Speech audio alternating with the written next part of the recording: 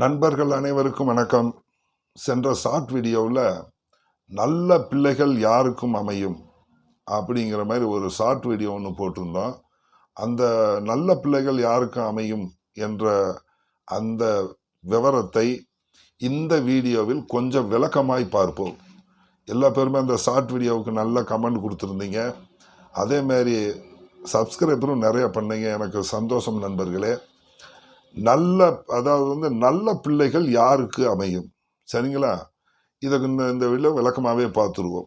பொதுவாக நண்பர்களே, நம்ம யாரை நம்பி இருக்கிறோமோ இல்லையோ, நம்மளை பிள்ளைகளை நம்பித்தான் நம்மளுடைய வாழ்க்கை இயங்குகிறது அப்படிங்கிறது தாங்க உண்மை. எத்தனை பேர் இருந்தாலும் சரி, உடன் பிறந்தவர்கள் இருந்தாலும் சரி, அண்ணன் தம்பி அக்கா தம்பி தங்கைகள் அப்படின்னு சொல்லி எத்தனை பேர் இருந்தாலும் கூட நமது பிள்ளைகளை நம்பி வாழக்கூடிய அமைப்பு அப்படிங்கிறது ஒரு நிதர்சனமான உண்மை அப்படிங்கிறது தாங்க உண்மை. அதாவது உடன் பிறந்தவர்கள் எத்தனை பேர் இருக்கலாம்.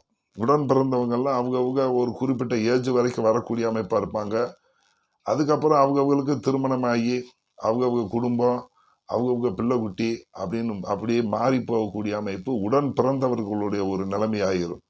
ஆனால் நம்மளுடைய பிள்ளைகள் நமக்கு உதவும், நல்ல பெயரை வாங்கி தரும், நம்ம பிள்ளைகளால் நமக்கு பெருமையும், மற்றவங்களால புகழக்கூடிய தன்மையும், இந்த பிள்ளையை பெற்றதுக்கு என்ன இவர் தவம் செய்தாரோ அப்படின்னு மற்றவங்க பார்த்து புகழக்கூடிய அமைப்பு. இந்த பிள்ளைனால பெற்றவங்களுக்கு பேரும் புகழும். அந்த குழந்தை புகழும் உச்சத்தில் இருக்கும்போது ஒரு புகழடையும் போது நம்ம புகழடைஞ்சது மாதிரி ஒரு ஃபீலிங்ஸ் ஏற்படுது பார்த்தீங்களா? அந்த அமைப்பு எப்படி அமையும் என்பதை பார்க்கக்கூடிய அமைப்பு. ஒரு குழந்தை ஒரு 500 மார்க்குக்கு 450 மார்க் 490 மார்க் எடுக்குது. ஹெட்மாஸ்டரு எல்லாம் கூப்பிட்டு, ஆசிரியர் பெருமக்கள் அனைவரும் கூப்பிட்டு அந்த பிள்ளையை பாராட்டும் போது அந்த பிள்ளையை பெற்றவர்கள் பெறக்கூடிய ஒரு சந்தோஷத்துக்கு ஈடு இணை இல்லை அப்படின்னு தாங்க சொல்லலாம். அதே மாதிரி ஒரு பிள்ளை சிறந்த பாடகி ஆகுது, அந்த புகழின் உச்சத்துக்கு போகக்கூடிய அமைப்பாக இருக்குது. அதை பார்த்து பெற்றவங்க, ஐயோ இந்த பிள்ளை யாருடைய பிள்ளை, யார் இந்த பிள்ளையை பெற்றவங்க யார் அப்படின்னு அடுத்தவங்க கேட்குற மாதிரி நடக்கக்கூடிய அமைப்பு. அப்போ இந்த மாதிரி அந்த பிள்ளைகள்னால பெற்றவர்களுக்கு பெருமையும் புகழும் சேரக்கூடிய அமைப்பு. இந்த பிள்ளைனால நம்ம எப்படி பேரும் புகழ் வாங்குறோம், அந்த பிள்ளையை பெற்றதுனால இவங்களுக்கு பேரும் புகழும் கிடைக்குது. இதுதான் உண்மை. அப்ப இந்த மாதிரி அமைப்பு ஜாதகத்தில் எப்படி பார்த்து கொள்வது? நல்ல பிள்ளைகள் யாருக்கு கிடைக்கும், நல்ல பிள்ளைகள் எப்படி அமையும், ஜாதகத்து ரீதியாக எப்படி தெரிந்து கொள்வது அப்படிங்கிற அமைப்பை இப்ப பார்த்துருவோம், சரிங்களா? பிள்ளைகள் என்று எடுத்துக்கொண்டாலே 5ஆம் பாவம் தாங்க. 5ஆம் பாவகம் அப்படின்னு சொல்லக்கூடியது எப்படி அப்படின்னு கேட்டிங்கன்னா, 5ஆம் பாவகம் இப்போ ராசி கட்டத்தில் லானான்னு போட்டிருக்கோம்.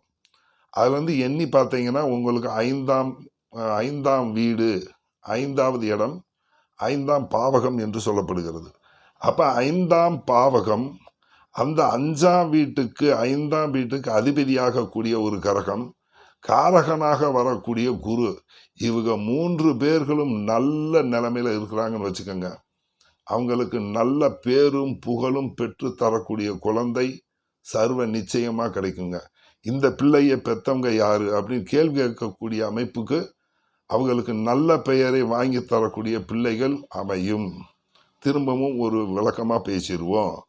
5ஆம் பாவகம், 5ஆம் அதிபதி, காரகன் குரு. இப்போ 5ஆம் வீட்டில் ஒரு கிரகம் இருக்கு. அந்த 5ஆம் வீட்டில் இருக்கக்கூடிய கிரகத்தை குரு பார்க்கக்கூடிய அமைப்பு, சுக்கிரன் பார்க்கக்கூடிய அமைப்பு, வளர்விரை சந்திரன் பார்க்கக்கூடிய அமைப்பு. இப்படின்னு வரும்போது அவங்களுக்கு நல்ல பிள்ளைகள் பிறக்கிறது, நல்ல புத்திசாலி குழந்தைகள் பிறக்கிறது, நல்ல அறிவுள்ள பிள்ளை பிறக்கிறது. அவங்களால் பேரும் புகழும் அடையக்கூடிய தன்மை பெற்றோர்களுக்கு கிடைக்கிறது. அந்த பிள்ளையும் பேரும் புகழும் அடையும், நல்லா படிக்கும். 5ஆம் வீடு இப்போ ஒரு உதாரணமாக உணவனா சொல்லுவோம். ஒரு துலாலக்கணம் 5ஆம் வீட்டுக்கு அதிபதியாக சனி வருவார். அப்ப அந்த சனி இங்க பாவ கிரகமாக இருக்கிறது. ஆனாலும் அவர் லக்கணத்துக்கு சுபராக வருகிறார். அப்ப 5ஆம் வீட்டிலே சனி இருந்தாலும் கூட அங்கே பூர்வ புண்ணிய ஸ்தானம் கெடுங்கிறது அடுத்த கட்ட பேச்சு.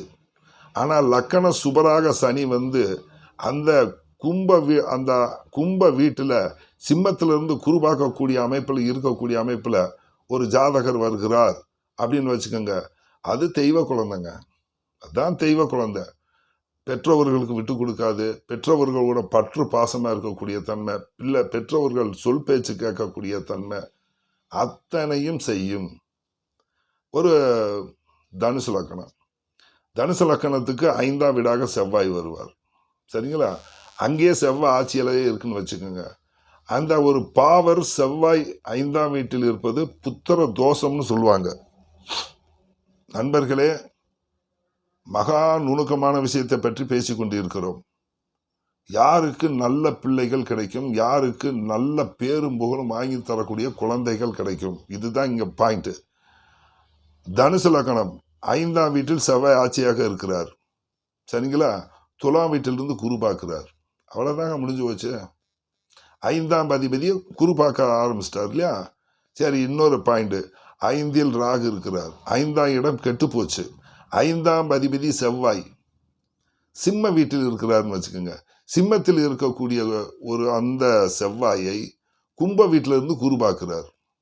அருமையான குழந்தை, தெய்வ குழந்தை, அறிவு, புத்திசாலித்தனம் எல்லாம் வரக்கூடிய அந்த குழந்தையினால் பெற்றவர்களுக்கு முன்னேற்றமும் சிறந்த பேரும் புகழும், இந்த பிள்ளையை பெற்றதுக்கு என்ன தவம் செய்தோமோ என்ற அமைப்பு வரும். அப்ப 5ஆம் வீடு, 5ஆம் பாவக அதிபதி, காரகன், இவங்க இந்த மூவரும் எந்த விதத்திலும் பங்கமில்லாமல் இருக்கும்போது ஒருவருக்கு நல்ல குழந்தை பிறக்கிறது.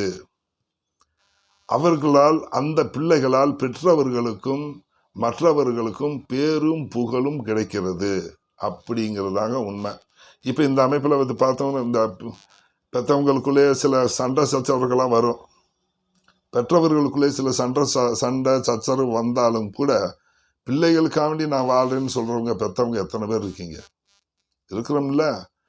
இப்போ புருஷன் முன்னாடி சண்டை வந்து போச்சு, என் புருஷன் குடிகாரனா இருக்கேன், ஐயோ அவன்கிட்ட நிம்மதியாக நான் வாழ முடியல, என் பிள்ளைக்காண்டி வாழ்றேன்னு எத்தனை தாய்மார்கள் சொல்லுகிறீர்கள் இல்லைங்களா? அப்போ இந்த மாதிரி அமைப்பு. அடுத்து இன்னொரு விஷயம் கூட பேசுவோம். புருஷன் கை விட்டுட்டான், எங்கேயோ விட்டுட்டு ஓடிட்டான்னு வச்சுங்க. இந்த பிள்ளை தாயை காப்பாற்றுமா அப்படின்லாம் சில கேள்விகள் வரும். அப்போ இந்த மாதிரி வரக்கூடிய அமைப்பு அப்படின்றது அந்த பிள்ளைகளால் பெற்றவர்களுக்கு பெருமை தேடி கூடக்கூடிய அமைப்பு. இப்போ நான் சொன்ன இந்த விஷயம்தான். சரிங்களா? இது மாதிரி நம்ம பார்த்து கொள்ள வேண்டும். இப்போ இது ராசி கட்டத்தில் 5ஆம் வீடு, 5ஆம் பாவக அதிபதியை எந்த வகையிலாவது சுபர்கள் தொடர்பு கொள்ள வேண்டுங்க. சுபர்கள் சொன்னோம்னா இங்கே சுக்கிரன் தொடர்பு கொள்வது, வளர்பிறை சந்திரன், புதன் தொடர்பு கொள்ளக்கூடிய அமைப்பு. நீங்கள் எதை வேணாலும் எடுத்துக்கலாம்.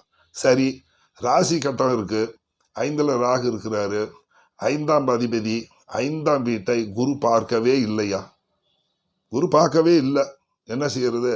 அப்படியே நவாம்ச கட்டத்துக்கு வந்துடணும்.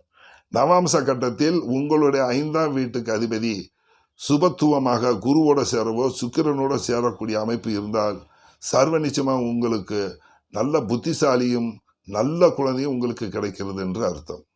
புரிந்து கொண்டீர்களா நண்பர்களே?